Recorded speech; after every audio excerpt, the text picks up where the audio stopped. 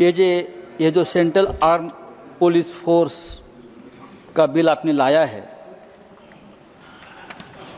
ये arm force को one umbrella law के अंदर लाने की आपकी कोशिश है।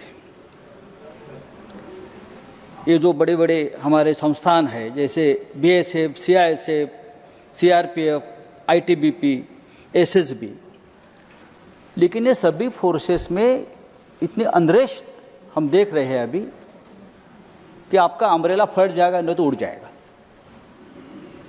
पूरा फोर्स में अनरेस्ट है।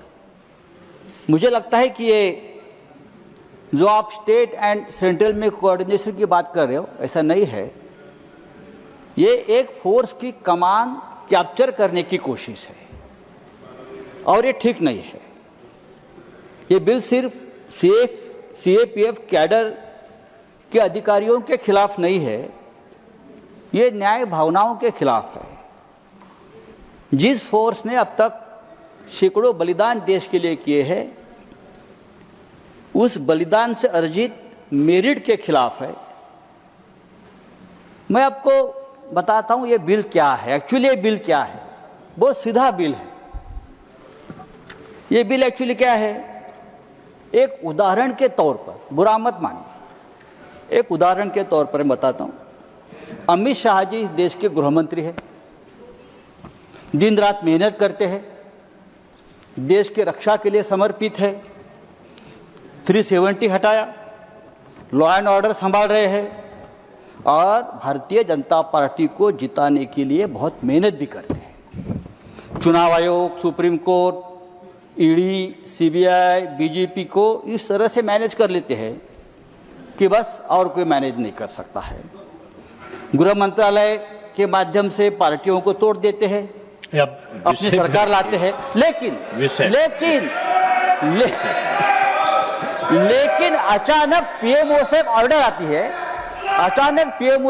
आती है, योगी जी को या देवेंद्र फडणवीस को दिल्ली जाकर गृह मंत्रालय की कमान और कमांड संभालो। आप विषय पर, लेकिन अमित भाई अपना काम करते रहेंगे, उनको मत डिस्टर्ब करो। देख के बजाय इधर देखकर बोलिए। ये बिल ऐसा ही है, सीएपीएफ अपना काम करता रहेगा, लेकिन इस फोर्स की कमान होगी आईपीएस के पास। ये कमान संभालने की बात है। देखिए, अगर किसी एक मंत्रालय की कमान किसी और को दी जाती है तो वो कितना डिस्टर्ब हो जाएगा, पूरा विभाग, पूरी मिनिस्ट्री।